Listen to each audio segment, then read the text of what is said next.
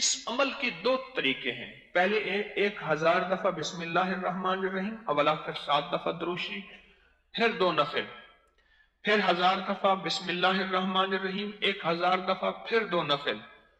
لیکن جو میرا طریقہ ہے، جو مجھے بڑوں سے ملا ہے، وہ یہ ہے کہ پہلے 2 نفل، کیونکہ نماز کی طاقت زیادہ ہے، نماز کا مقام زیادہ ہے، پہلے 2 نفل اور پھر یہ 1000 دفعہ بسم اللہ الرحمن الرحیم، پھر 2 نفل حاجت کی نیت کے، پھر 1000 دفعہ بسم اللہ الرحمن الرحیم، پھر 2 نفل حاجت کی نیت کے، پھر 1000 دفعہ بسم اللہ الرحمن الرحیم، اور آخر ہر دفعہ درود پاک 7 بار. یہ 12000 اور 12 دوگانے، یہ عمل بنا. اچھا، اس کو میں نے جب بھی بتایا، شاید میں نے ایک دو لوگوں بتایا، زیادہ نہیں بتایا، اس کے ریزلٹ بہت ملے، اسے کرنے والے بہت ملے، اور اس کی تاثیر پانے والے بہت ملے. عجیب اس کی تاثیر. یعنی یہ وہ عمل ہے جیسے کہ نا کن فیکون. میرے اللہ نے کہا نا کہ ساری کائنات کو ہو جا، اور 7 آسمان 7 زمین، یہ ساری کائنات میرے اللہ کے امر سے ایسے بن گئی. ایسے ہی ہے یہ نفل، تو ایسے ہیں جیسے کن فیکون. رشتے ہوں، رزق ہو، دولت ہو، عزت ہو، صحت ہو، کاروبار ہو، جاب ہو، کوئی ناممکن ہو، کوئی مسئلہ ہو، کوئی مشکل ہو، کوئی الجھن ہو، کوئی تکلیف ہو، کوئی جادو ہو، کوئی جنایت ہو، کوئی ناکامیاں ہوں، کوئی بندشیں ہوں، جو میں سمجھتا ہوں کہ ناممکن ہے. کیا اللہ کے لیے ناممکن ہے؟ بسم اللہ کے ساتھ ایسا انوکھا راز ہے میرے رب کا. بسم اللہ کے ساتھ ایسا انوکھا راز ہے، ہم بسم اللہ کے رازوں کو شاید آج تک پہنچ نہ سکے. زندگی میں جب بھی کہیں مشکلیں آئی ہیں،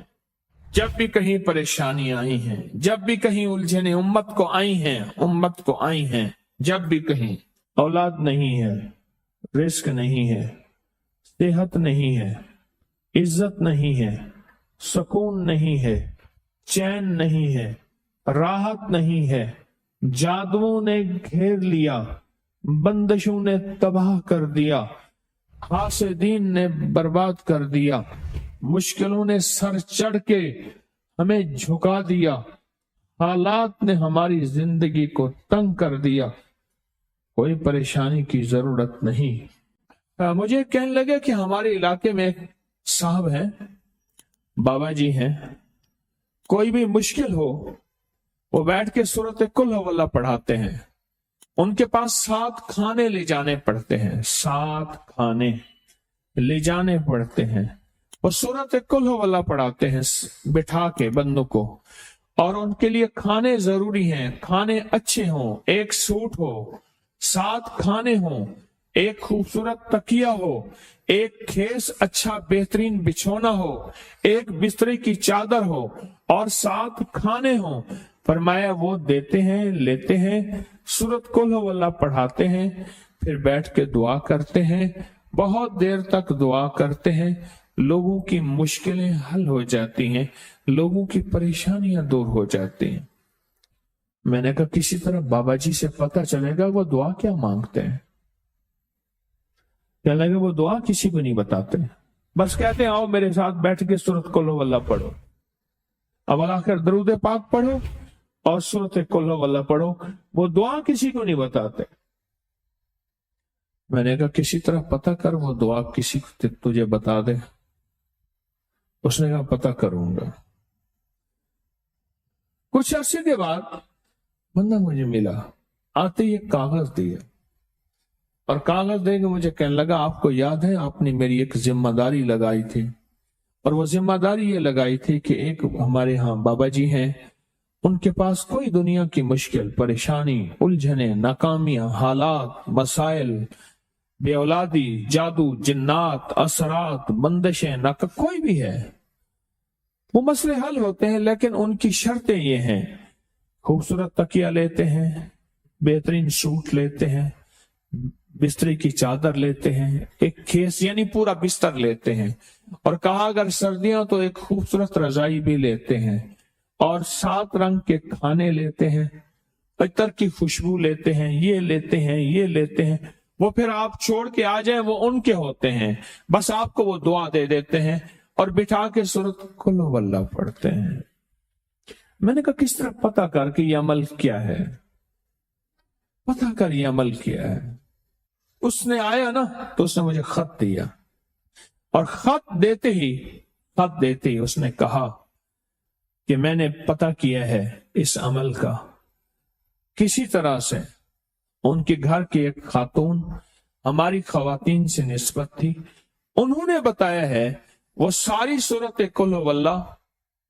وہ حضور کے گھرانے کو اور اس بارگاہ میں پیش کرتے ہیں، ان ہستیوں کو پیش کرتے ہیں، ان ہستیوں کو پیش کرنے کے بعد پھر ان کے وسیلے سے دعا کرتے ہیں اور کہتے ہیں آپ بھی ہمارے لیے دعا فرمائیں۔ مجھے آ کے جب کاغذ دیا نا، کاغذ میں دیا تو انہوں نے کہا کہ خواتین کے ذریعے ہمیں جو پتہ چلا، اور وہ پتہ یہ چلا کہ موصوف حضور کے گھرانے کو یہ ساری سورۃ اخلاص، ساری سورۃ قل هو اللہ، یہ درود، یہ عمل ہدیہ کرتے ہیں، اور حضور کے گھرانے کو ہدیہ کر کے پھر ہماری مشکل کی دعا کرتے ہیں اور بہت گڑ گڑا کے دعا کرتے ہیں، اور پھر ان کو ہدیہ دے کے عرض کرتے ہیں آپ بھی ہمارے لیے دعا فرمائیں، اور بہت دیر تک پھر آمین کہتے ہیں، آمین۔ اور اس تصور کے ساتھ، یہ تصور ذرا غور سے سنیے گا توجہ سے، اس تصور کے ساتھ کہ وہ ہستیاں میرے لیے دعا کر رہی اور میں آمین کہہ رہا، اور اللہ کی بارگاہ میں ان کی دعائیں قبول ہو رہی، اور اللہ کی عرشوں پہ دعائیں پہنچ گئیں، اور جبریل لے کر چلے گئے، اللہ کے حضور دعا رکھی گئی، اور اللہ نے اپنی طاقت اور قدرت کی مہر قبولیت کی لگا دی۔ یہ ہمارے اکابر کا عمل ہے، یہ ہمارے بڑوں کا عمل ہے،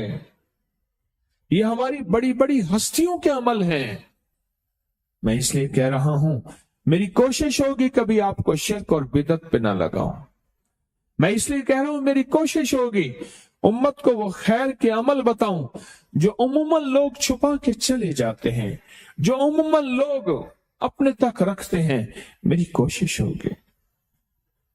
میں نے آج تک حضور کے گھرانے کو ہدیہ پیش کیا ہو، میں نے آج تک حضور کے گھرانے کو تحفہ پیش کیا ہو، میں نے آج تک حضور کے گھرانے کو نذرانہ پیش کیا ہو، اور حضور کے گھرانے کی طرف سے مجھے خالی ہاتھ لوٹایا گیا ہو، ممکن ہی نہیں۔ زندگی بھر اس کو ناکام نہیں ہونے دیں گے، اور زندگی بھر اس کو کامیاب 2 تسبیح صبح 2 تسبیح شام سورۃ اخلاص کی، 2 تسبیح صبح 2 تسبیح شام سورۃ اخلاص کی آپ پڑھیں اور پڑھ کے ان ہستیوں کو ہدیہ کریں، ہستیوں کو ہدیہ کریں، حضور کے گھرانے کو ہدیہ کریں، اور حضور کے گھرانے میں حضور کی بیویاں، حضور کی بیٹیاں، حضور کے بیٹے، حضور کے داماد، حضور کے نواسے اور نواسیاں، یہ حسن اور حسین جس کو حسنین کریمین کہتے ہیں، یہ حضور کے نواسے ہیں، یہ حضور کا گھرانہ ہے، ان کو ہدیہ کریں، اپنے مسائل کو حل ہوتا دیکھیں، اپنی مشکلات کو حل ہوتا دیکھیں، اپنی ناکامیوں کو ختم ہوتا دیکھیں۔ سالہ سال سے یہ عمل بتا رہا ہوں، سال سے یہ عمل بتا رہا ہوں، میں نے تو جس کو دی ہے زندگی میں اس کو کامیابی ملی ہے، میں نے جس کو دیا ہے وہ زندگی میں ناکام نہیں ہوا۔